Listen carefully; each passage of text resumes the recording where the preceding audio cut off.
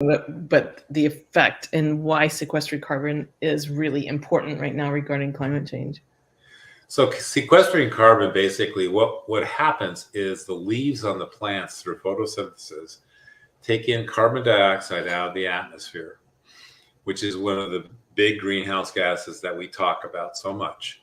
And it puts it into a organic matter form in their leaves and their tissue and in the roots. And as that decomposes, or as that's mowed down, we actually use mowers. We don't use plows, and we don't use discs. As that is decomposed, it goes into the soil.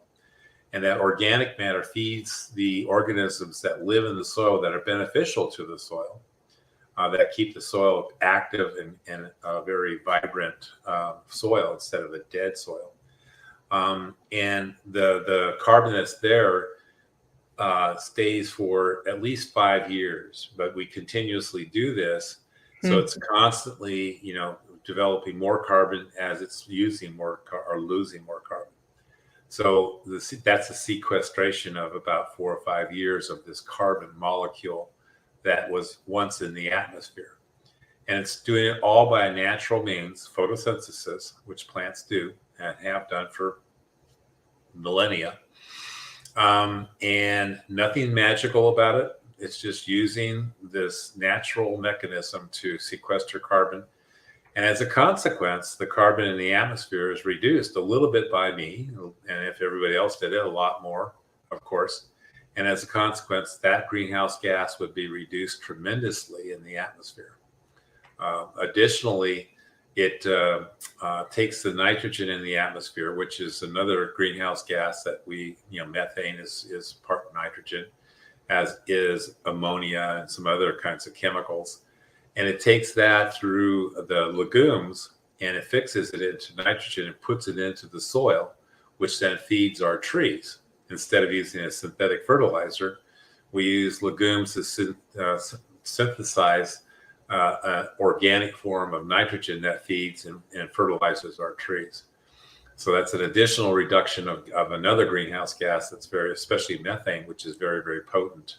And it's one of the reasons why our climate is changing the way it is because we have such a high concentration, increasing concentration of carbon, methane, and nitrous oxides in the atmosphere. As a consequence, that's why we have such severe climate change happening. And it's mostly caused by releasing carbon out of the soil from farms, but also from burning fuel in your car, everything like that you've heard about, fossil fuels, et cetera, et cetera. We can actually grab that out of the sky with this photosynthetics with the plants and put it back into the soil for 4 or 5 years. And we'll get into another mechanism in the future, or a little bit, about renewable energy and about how we actually have increased that carbon fixing ability and that carbon sequestration longevity. Well, I was just going to ask you about renewable energy. Okay. Let's transition to that and what you've done in that area. So after having, I won't say perfected because it's still an ongoing process, but having kind of got the outline and talked about it and promoted it to a lot of people over the course of years, hoping that they would adopt similar practices in their farms. And they did. A lot of people have adopted those kinds of practices. So it's very positive, especially in this area. They saw the benefits that I had and they wanted them in themselves. And so they asked me how I did it. And so we talked about it. But in addition to that, I realized that our energy, however, was not renewable. And it was primarily fossil fuels. And even the electricity that we have here in California is primarily fossil fuels or nuclear.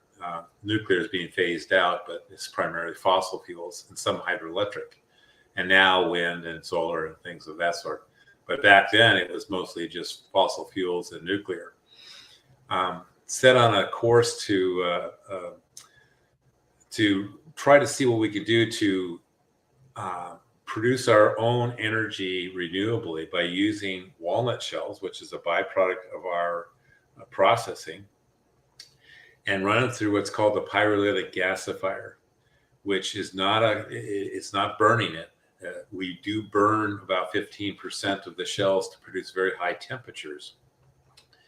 And then the high temperatures gasify the rest of the cellulosic material in the walnut shells to produce hydrogen, methane, and carbon monoxide, which are all combustible chemicals. And then we run it through basically a converted propane engine and generate electricity. The byproduct heat we use to actually dry our walnuts. So we are reducing our use of propane in our case to dry our walnuts, because we have to dry them down to 6 or 7% moisture, otherwise they'll mold, and you don't want a moldy walnut. It's not good for you. And so, and as another byproduct is, it produces this thing called biochar, and that's what I was referring to just a few minutes ago. It actually is about 50% pure carbon. It's actually close to activated charcoal, is what, if you guys don't understand what that is. And so as a consequence, it actually sequesters even more nitrous oxides in the soil and other kinds of chemicals. But UC Davis has determined that the half-life is estimated to be 2,000 years of sequestration in the soil. So instead of just 4 or 5 years from the organic matter that we put into the soil, this material puts 2,000 years into sequestration. And the source is the same. It's the photosynthesis of the trees, the walnut trees in our case, producing the cellulosic material. Part of it we sell to you as a walnut kernel, and you eat it, hopefully daily. And other parts of it is our shell, which then we pyrolyze and produce this energy source that is extremely amazing. That's all I can say. So in 2007, I got frustrated in reading a bunch of material that said we couldn't do this renewable stuff until 2045. And I thought, why? Why not? And I ran into a company that we worked with starting in 2000. And I said, well, I'm going to set a goal. I'm going to be energy self-sufficient for all of my processing operation in 5 years. And it was an ambitious goal, but I had run into a company that had this pyrolytic gasifier, and we worked with them for many years, and we achieved that goal in 2012. So we made it in 5 years, barely. In order to do so, the reason it took so long wasn't because of the technology, and wasn't because it didn't work well. It was because the rules to interconnect to the grid had to be changed so that we could actually connect it to the grid and to power the grid and our equipment on site, because we needed to be still connected to the grid for certain surges and stuff like this for stability. And we actually stabilized the local grid as well, but we had to change the rules in order to be allowed to do so. That actually took the longest time. That took 3 to 4 years of that 5 years. And it wasn't, again, the technology was already there, ready to rock and roll. I just simply had to invite these guys to put a couple of these things on site, provide them with the walnut shells, provide them with the connection to the grid. And we also developed, like I said, the connection to use the waste heat or the byproduct heat and to capture the byproduct biochar. It actually, by the way, it also produces byproduct water heat as well. So our goal has always been to do whatever we could hydronically to use that hot water, such as my swimming pool, but also to heat buildings and do things like that as well in the wintertime. And so it's actually very useful. So like I said, we achieved that in 5 years. And as a consequence, we won 2 GILAs, which is the Governor's Environmental Excellence and Leadership Awards, given by the Governor of the State of California to us for the goal setting of trying to set that and then achieving that. And so it's pretty unusual for one company to earn 2 gilas, maybe one. But we did it because we succeeded. It was only by, believe it or not, it was 12/23, 2002. I'm sorry, 2012, that we achieved it by. So just by the the skin of our teeth, we achieved it, but we did, and so it's been done ever since, and we've been promoting it ever since.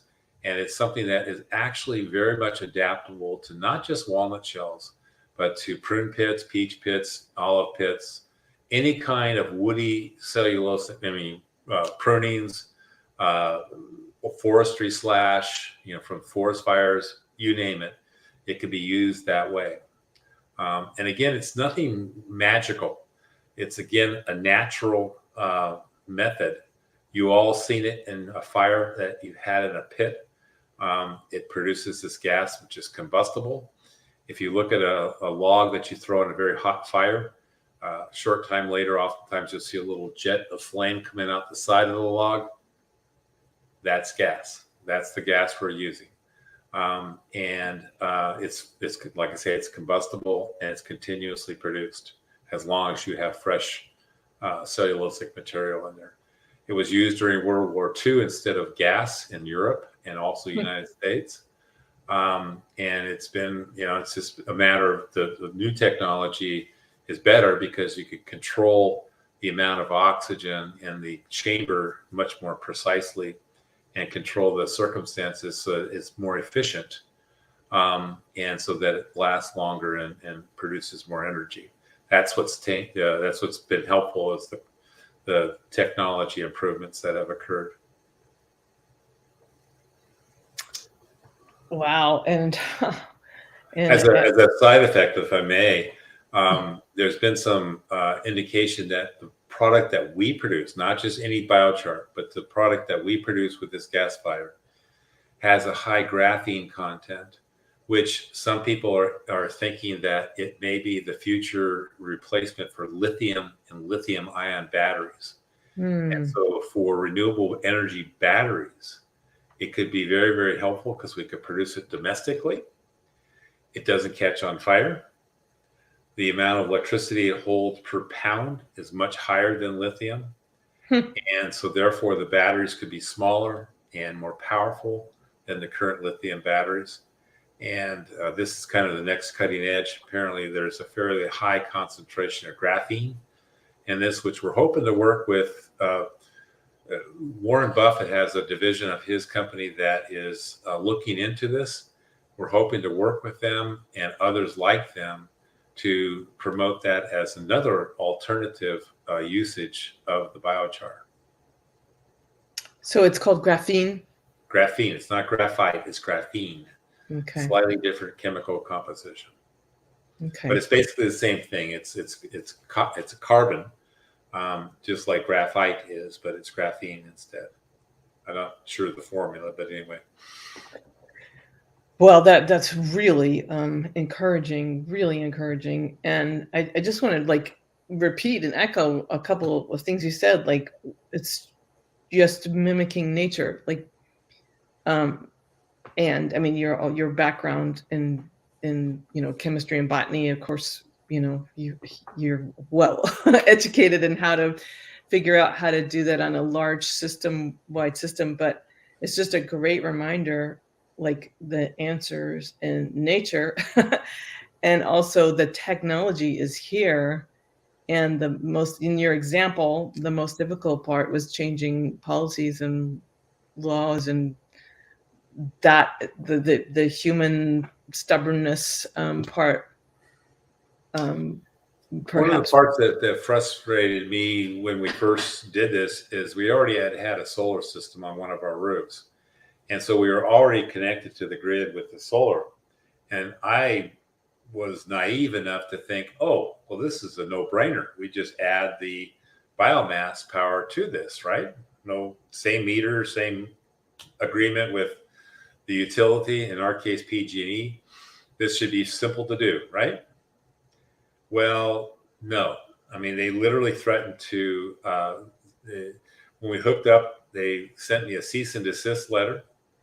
And then when we diverted the power over to one of our freezers, instead of using their power by putting a switch in, then they threatened to, believe it or not, take me to jail and arrest me for doing this.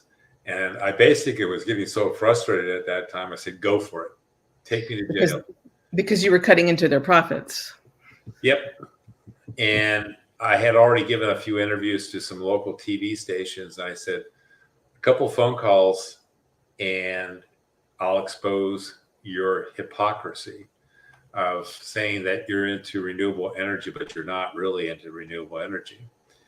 And so then I ran into Senator Lois Woke, who was at that time assembly person here in California.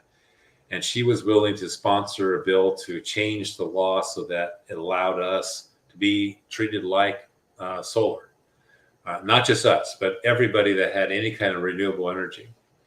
I discovered a code section in the California Civil Code that defined renewable energy. And all we had to do is say all renewable energy as defined by Civil Code, whatever it was, I forget the name, the number, is allowed to be in part of the net energy metering program. And that was the law or the bill that she carried. And we were, a group of us were successful in getting that passed through, where it was a combination of a lot of different types of biomass, biogas people like me that pushed for it to happen. But like I said, that took 3 or so years to get done. And it was very difficult. Believe it or not, we also have run into problems with the air pollution people, because somehow they look at it and say, well, the exhaust that comes out of our generator is pollutants. It actually exceeds all of the Clean Air Act pollution standards. It's very clean fuel. It's like propane or natural gas. But in order to be licensed, we had to spend tens of thousands of dollars. Whereas if I had used propane in those engines, it would have cost $400 or $500 to get a license. So those are the kinds of rules that we need to still address, still change. And unfortunately, that's where I get frustrated. And I also get frustrated with the idea that some of these new ideas that are out there are unproven, when we have things like this that are proven, like solar is proven, that is very doable. UC Davis has done an estimate that 40% of all the electricity for California, all of California, could be produced renewably by using agricultural byproducts, not growing crops for fuel, but byproducts of crops that we already grow. 40% of the electricity can be produced that way by utilizing technology like we have here. So it's not unproven. We proved it. A few others have done the same thing. And it's just a matter of getting some of these, tossing out some of these crazy pie in the sky ideas that are just haven't been proven. They're asking for billions of dollars of our tax dollars to run them, to try to do them, instead of spending billions of dollars helping people get connected like we do, and to do what we do. That has been proven and has been a benefit to not only the atmospheric carbon and greenhouse gases and such, but also for energy, as well as all the other carbon sequestration I've talked about, et cetera, et cetera. I mean, UC Davis is only 2 or 3 miles away from me. I'm an active alumni there, or not super active, the Alumni Association, but I work with a lot of people there, and they have proven all these things. What I'm saying isn't something I just made out of the sky. It's actually been proven by people on campus to be accurate. Yes, proven, because you've used it. You're just one of the people who proved it works. It's energy efficient, has multiple benefits. I want to, before we, I want to talk more about how this gets replicated. But here, before we go off that real quickly, let me touch a couple of other bases. Okay. It's actually cheaper electricity than we get to pay for it on the grid. So that argument that says it's too expensive is also wrong. Okay. They have made it too expensive because of the rules and regs that have popped up to basically stifle it. Okay, so, but it's actually much cheaper than electricity that we have right now. The second thing is the reliability. We run these generators 24/7, about 85% of the time. The other 15% of the time, they have to be maintained. So they're down, okay? But if you do what we did, which we had multiple ones that could kind of overlap each other, then basically we're always producing power of some kind, of some level. 85% doesn't sound like that's impressive. But nuclear, which is supposed to be one of the most reliable sources of electricity, is only up and running about 55-60% of the time. Gas is only up about 65-70% of the time. So we're actually more reliable than any other type of renewable energy, except for maybe hydro. And hydro depends upon dams, which depends upon rainfall, which in the last year, before this last rainfall year, California was actually shutting down hydroelectric plants because we didn't have any rain or any water in the power plants. Anyway, I'm sorry, go ahead, Bahia. No, great to hear. Cheaper and more reliable. So I just want to say out loud for people who are listening who can't see the streaming banner that our wonderful sound engineer is playing for us. If people want to contact you, we still have a good 10 minutes, but I'm just going to say this out loud now, and we'll say it again at the end. In order to, if people want to ask you questions, like for contacts at UC Davis, for instance, or more information about the rich mix, or the, it's called pyrolytic gasifier. Russ Lester's email address is russ@dixonridgefarms.com. So what do we need to do to help? I know there's so many people saying, oh, what can I do to help come? I mean, all I do is recycle, but I ride my bike to work, but that doesn't feel like enough. How can we influence like systems change, like the policies and the regs and rules, or support farmers who have lots of land and lots of thinking, and lots of shells, walnut shells, almonds, pistachios. What can we do to support this shift? Well, that's I kind of alluded to it, and that's to actually talk to your legislator, both federal as well as state, and to try to show them or tell them about these. And I'm not the only one doing this, okay? I'm not. Right. Tell them about these technologies that are currently available. We do not need to wait till 2045 or 2035 or whatever, that are currently available, that have been proven to be effective and cost effective, as well as effective in carbon sequestration, and to turn away from some of these pie in the sky type things. Like, I have been approached by so many people who want to inject carbon dioxide back into the ground that it just drives me silly. And they want to actually spend billions and billions of tax dollars to prove that it's effective and to do it. We could take those same billions and billions of dollars and do what we've done. I'm a small company. I'm not big. And we could put this technology in the hands of people, other processors like me, who have the product, and to gasify or to do something similar to that.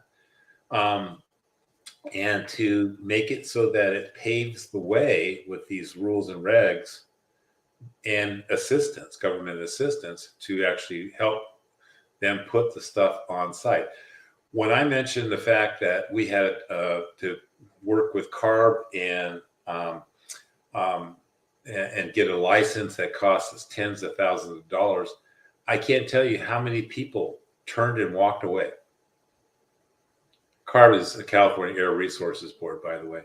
And the the air pollution people in the districts around the state of California, they walked away because they don't want to do anything to do with that bureaucratic organization that does these things. Their heart's in the right spot.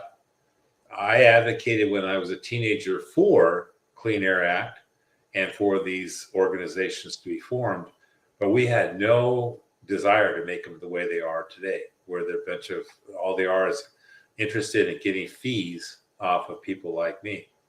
The bottom line is that they should be doing it the other way around. They should be giving me credits because I'm solving air pollution problems, not creating air pollution problems. But instead, they do just the opposite. So I can't tell you how many people have turned away saying, as soon as they hear that, they go, oh, forget about it. Or I have to work with the EPA. Oh my God, no way. Or I have to work with, some other bureaucracy. Those are the things that people can actively work on with their legislature to change those things so that technology that has been proven, and by that I'm talking about biogas, as well as biomass, as well as small hydro, as well as, localized solar. All those things have been proven technology to work so well to actually promote those things and get them going. And we could solve this problem really fast. They're worried about producing enough electricity for all the EV vehicles floating around. We could do this. It's not a problem. And the other beauty about this is that this is what they call diversified, or I'm not using the right word. Electricity that comes from various small sources instead of one centralized location. And as a consequence, because it comes from all these smaller sources nearby the use, in our case, it's right on the same site as we are using the electricity, we don't have to develop these major grids that are burning down forests in California. We don't have to do that. We don't have to spend the money on that.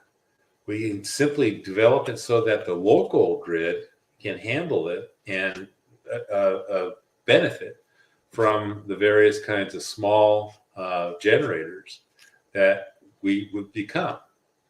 And by the way, the technology is there such that it's not a danger to a linesman or somebody like that. When there's a problem with the line, our system shuts down instantaneously. So we're not going to electrocute somebody. We're actually going to solve the problem of as we turn more towards electricity, our grid in this area especially is becoming inadequate because the lines out there are too small. And they're going to have to upsize the lines in order to so we can do more electrical instead of diesel and gas engines. Well, this solves the problem because it handles it on a local area instead of on a big, huge, centralized area.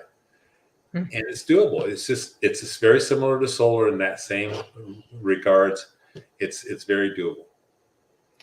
Well, that's my biggest takeaway from this conversation is that it's very doable, and it's very doable now. And to start working with our legislatures and representatives to remind them, guess what? We know the technology is here. Guess what? We know the principles. We know the practices. We have farmers who know this stuff. It can happen. And to heck with waiting 10 years, 15 years, 20 years. That's really like music to my ears. And for you, common sense, but I'm afraid it's not common knowledge yet, right? We just have a couple minutes, Russ. If you want to give me sort of like your closing wrap-up thought, I would love to hear it before we have to end the show today. Well, so as I said, we try to look holistically at everything that we try to do. I mean, I'm not perfect. I'm not an angel or anything like that. But the whole point of it is to look holistically at the entire spectrum of whatever you're touching. It's the way nature does it. It's the way, if you're a Christian or another religion, it's the way your God created earth. We just simply need to say and do the same thing. And to look at it holistically instead of through the lens of a tiny little, we're looking at just, this kind of power or this kind of technology or whatever. We need to expand. Okay, so I'm a scientist, right? That's what I grew up as and was trained as. As a scientist, I was trained as looking at through the lens of a tiny little orifice of just one single thing. And I realized that was not the way that we need to look at our world. We need to work at our world the way Mother Nature looks at our world, which is holistically. And we need to work along with that holistic approach using similar techniques that have been, like I said, here forever, and just adopt them, and to make it so that it's easier to adopt and do those things. We don't need to develop all this high-tech stuff. Now, granted, the gasifier is high-tech in the sense that it uses computer controls, but the technology is not high-tech, or the actual mechanism. It's not nature at its best. That's what nature does. And, it just does it without a computer. That's all. So that's all we do is different, whether it's the way we farm, the way we process, and also now the way we do our renewable energy. Thank you so much, Russ Lester from Dixon Ridge Farms in Winters, California. If you're listening and you have a question for Russ, you can contact him at russ@dixonridgefarms.com. And thank you so much. This was highly informative and really appreciated. And we'll have to just keep spreading the word. Thanks for your time. Thanks for what you do. And I also want to thank the listeners and the viewers and our sound engineer, Rebel, as well as our producer, Dean Piper. And we will see you all next Wednesday at 8 p.m. Eastern Time on W4CY.com or Talk4TV. And may we all have enriching conversations in diversity this week. Thank you for listening. All right, thank you so much. Inarticulate speech of the heart. Inarticulate speech of the heart. Inarticulate speech